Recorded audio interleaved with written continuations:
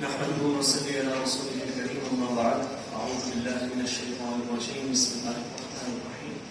حضرت سعد بن ابی وقاص فرماتے ہیں کہ حجۃ الوداع کے سال رسول اللہ صلی اللہ علیہ وسلم میری عیادت کے لیے تشریف لائے۔ عیادت یعنی کہ جب ایک شخص بیمار ہوتا ہے تو اس کو وزٹ کرنے کا نام عیادت ہے۔ تو میں بیمار تھا اور حضرت صلی اللہ علیہ وسلم میری عیادت کے لیے تشریف لائے اور میں شدید بیمار تھا۔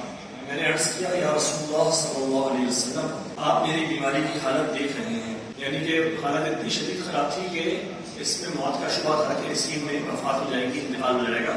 تو آپ میری بیماری کی حالت دیکھ رہے ہیں اور میں مالدار ہوں جبکہ میری وارث صرف میری ایک بیٹی ہے، تو کیا میں اپنے مال کے 2/3 حصے میں صدقہ کرنے کی وصیت کر دوں؟ کیا اپنے مال کا 2/3 میں صدقہ کر دوں؟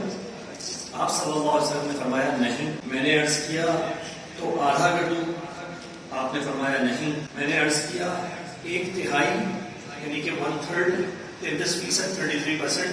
آپ صلی اللہ علیہ وسلم نے فرمایا 1/3، اور 1/3 بھی بہت زیادہ ہے۔ تم اپنے وارثوں کو مالدار چھوڑو، یہ اس سے بہتر ہے کہ تم انہیں محتاج چھوڑو کہ وہ لوگوں کے سامنے ہاتھ پھیلاتے پھریں، اور تم جو بھی خرچ اللہ کی رضا کے لیے کرو گے اس پر تمہیں اجر ملے گا، یہاں تک کہ وہ لقمہ بھی جو تم اپنی بیوی کے منہ میں ڈالو گے۔ تو حضرت سعد بن ابی وقاص کہتے ہیں کہ میں نے عرض کیا یا رسول اللہ کیا میں اپنے ساتھیوں کے بعد زندہ رہ جاؤں گا؟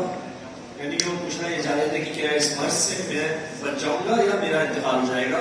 تو آپ صلی اللہ علیہ وسلم نے فرمایا کہ اگر اللہ نے چاہا اور تم زندہ رہے، اگر تم کوئی ایسا عمل کرو جس سے اللہ کی رضا مقصود ہو تو تمہارے درجات بلند ہوں گے، اور شاید تم اتنا زندہ رہو کہ کچھ لوگ تم سے فائدہ اٹھائیں اور کچھ لوگ تمہارے ذریعے سے نقصان اٹھائیں۔ علماء کہتے ہیں کہ نبی کریم صلی اللہ علیہ وسلم نے ان کو آگے آنے والی زندگی کے بارے میں بتایا کہ بھائی تم رہو گے اور تم سے لوگوں کو فائدہ بھی ہوگا، اور کچھ لوگ جو ہے تمہارے ذریعے سے اس قسم کا نقصان یعنی کہ دنیاوی نقصان بھی اٹھائیں گے، جیسے جنگوں میں انہوں نے شرکت کی اور لوگوں کو فائدہ بھی پہنچایا، بہت سے لوگوں کو مسلمان کر کے اور بہت سے لوگوں کو جہنم مسیح کر کے نقصان بھی پہنچایا۔ حضرت سعد بن ابی وقاص کون ہے؟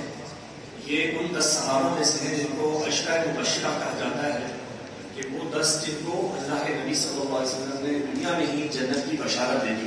اس حدیث سے ہمیں کچھ باتیں سمجھ میں آتی ہیں، اور ان میں سے نمبر 1 تو یہ ہے کہ اگر کوئی شخص مریض ہے تو اس کی عیادت کے لیے جانا، اس کا حال احوال پوچھنا، اس سے نیک باتیں کرنا، اس کو تسلی دینا، یہ سب نبی کریم صلی اللہ علیہ وسلم کی سنت بھی ہے اور اللہ کے نزدیک ایک پسندیدہ عمل ہے۔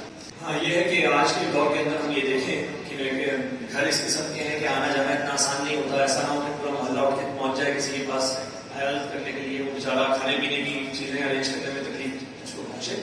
تو یہ دیکھیں کہ کس طرح اطمینان کے ساتھ، آرام کے ساتھ یہ کام ہو سکتا ہے۔ دوسری ایک بات یہ یہاں پہ بیان ہوئی کہ حضرت سعد بن ابی وقاص نے کہا کہ اللہ کے رسول آپ میری حالت دیکھ رہے ہیں، تو اس کو علماء نے یہ سوال کیا کہ انسان کے سامنے شکایت کرنا کیسا ہے، کہ یہ چیز بیماری تو اللہ کی طرف سے آئی ہے، تو پھر اس کا شکوہ کرنا کیسا ہے؟ تو دیکھیں کہ انبیاء علیہ السلام کی یہ سنت رہی ہے کہ وہ اپنی کسی بھی تکلیف کا شکوہ اللہ کے سامنے کرتے ہیں، جیسے کہ حضرت یعقوب علیہ السلام نے فرمایا انما اشکو بثی وحزنی الی اللہ، رنج و غم کی شکایت صرف اللہ کے سامنے ہی کرتا ہوں۔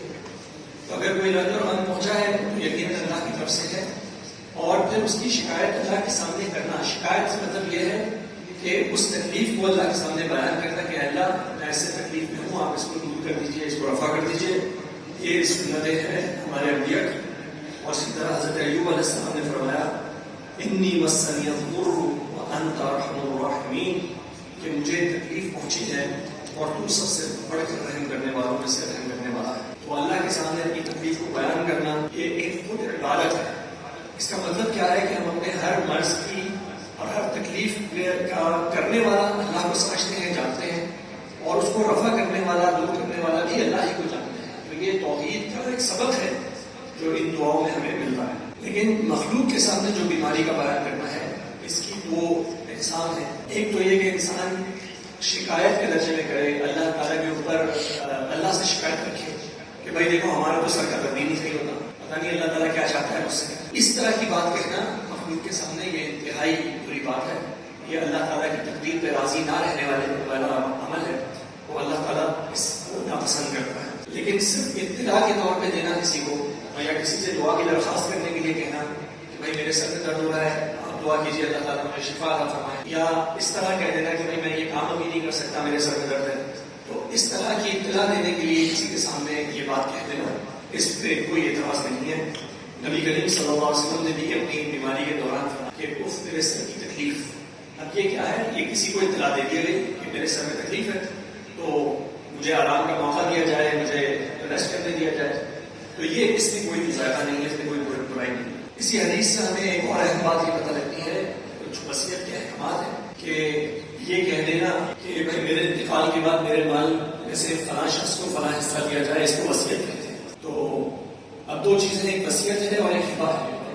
وصیت یہ ہے کہ میرے انتقال کے بعد کوئی چیز کسی کو دی جائے، اور ہبہ یعنی کہ تحفہ دینا یا گفٹ کر دینا، یہ وہ ہے کہ اپنی زندگی میں ہی اپنے ہاتھ سے کسی کو کوئی چیز دے دینا. تو ہبہ کے معاملے میں تو یہ ہے کہ آپ اپنی زندگی میں اپنے دوستوں کو، اپنے رشتے داروں کو، اپنے جو بھی آپ کے ارد گرد آپ کے چاہنے والے ہیں، آپ سب کو کوئی بھی ہبہ کر سکتے ہیں چیز. اولاد کے معاملے میں خاص طور پہ یہ ہے کہ اس میں انصاف کیا جائے. ایسا نہ ہو کہ ایک بچے کو بہت کچھ دے دیا جائے اور دوسرے کو کچھ بھی نہ دیا جائے. تو یہ جب گفٹ بھی کرنا ہے، ہبہ بھی کرنا ہے، تو اس میں انصاف سے کام دیا جائے. اور یہ لیکن زندگی میں آپ اپنا 100% بھی دے سکتے ہیں کسی گفٹ کر سکتے ہیں. لیکن وصیت کیا ہے کہ میرے مرنے کے بعد یہ مال کسی کو دیا جائے. اس میں دو اصول ہیں. نمبر ایک تو یہ ہے کہ وصیت وارث کے لیے نہیں کی جا سکتی. وہ لوگ جن کو اللہ سبحانہ و تعالیٰ نے وصیت میں حصے دار بنایا ہے، جن کی وصیت کے احکامات آ گئے ہیں پوری طرح، یعنی کہ آپ کی اولاد ہے، آپ کی بیوی ہے، آپ کے والدین ہیں، ان سب کو وصیت میں کچھ بھی نہیں چھپا جا سکتا. اور جو غیر وارث ہیں، وہ لوگ جو آپ کے وارث نہیں بنتے، آپ کے دور کے رشتے دار، آپ کے پڑوسی، آپ کے دوست، یا کوئی چیریٹیبل آرگنائزیشن، تو ان سب کو جو ہے آپ وصیت میں اپنا مال چھوڑ سکتے ہیں، لیکن اپنے مال کا 1/3 اس سے زیادہ نہیں. کچھ لوگ جو ہے وہ اپنے اولاد سے جو اپنی ساری شکایتیں ہوتی ہیں، غصہ ہوتا ہے، وہ آخری دنوں میں نکال لیتے ہیں. جب پتا ہے کہ بھائی میں مر جاؤں گا تو وصیت میں ان کے ساتھ بہت زیادتی کر دیتے ہیں. تو پوری زندگی کے جو اچھے اعمال ہوتے ہیں ان کے وہ ضائع ہو جاتے ہیں. اس طرح سے اس بات سے ہمیں اجتناب کرنا چاہیے. یہ شریعت کی حکمتیں ہیں جو شریعت نے ہمیں اللہ کے اور اس کے رسول صلی اللہ علیہ وسلم نے ہمیں بتائی ہیں. اسی میں ہماری بھلائی ہے. اور ایک اور بات جو اللہ کے رسول صلی اللہ علیہ وسلم نے سمجھائی کہ جو تم اللہ کی رضا کے لیے خرچ کرو گے تو اس کا تمہیں اجر دیا جائے گا. یہاں تک کہ تم اپنی بیوی کے منہ میں لقمہ ڈالو گے تو اس کے لیے بھی تمہیں اجر دیا جائے گا. یہ اس کا مطلب کیا ہو گیا؟ اللہ سے اجر کی امید پہ جب کام کرے گا انسان. ہم اپنے بیوی بچوں کو پالتے ہی ہیں، ہم اپنے بہت سارے دنیاوی کام کرتے ہی ہیں، لیکن اگر ہم اخلاص کے ساتھ اللہ تعالیٰ سے اس پہ اجر کی نیت کریں گے، ہم مسلسل مشقت میں ہیں. یہ سارے لوگ جو گھروں سے نکلتے ہیں، اپنی جابس پہ جاتے ہیں، بزنسز پہ جاتے ہیں، پورا دن مشقت میں لگتا ہے. اب اس مشقت کو ہم مصیبت بنا سکتے ہیں. ہم کہہ سکتے ہیں اتنا کام، اور بیوی بچوں کی خواہشات ختم نہیں ہوتی. اور دوسری طرف ہم یہ کہہ سکتے ہیں کہ ہم یہ کام اس لیے کر رہے ہیں کیونکہ اللہ نے ان لوگوں کو ہمارے سپرد کیا ہے، ہمیں ہمارا ڈپینڈیبل بنایا ہے. تو ہم اللہ کے حکم کے تحت اپنے بیوی بچوں کو پالتے ہیں، ان کی پرورش کرتے ہیں، ان کا خرچ اٹھاتے ہیں، اور اس پہ ہم اللہ سے جب اجر کی امید کرتے ہیں تو ہمارا یہ سارا کام یہ نیکی کام میں بن جاتا ہے. یہاں تک کہ بیوی کے منہ میں لقمہ ڈالنا، گھر کا خرچ کرنا، راشن دینا، بچوں کی تعلیم کا خرچہ اٹھانا، یہ سب بھی جو ہے یہ ثواب کے کام کر سکتے ہیں جب ہم اللہ تعالیٰ سے اجر کی امید پر اخلاص کے ساتھ ان کاموں کو سر انجام دیں گے.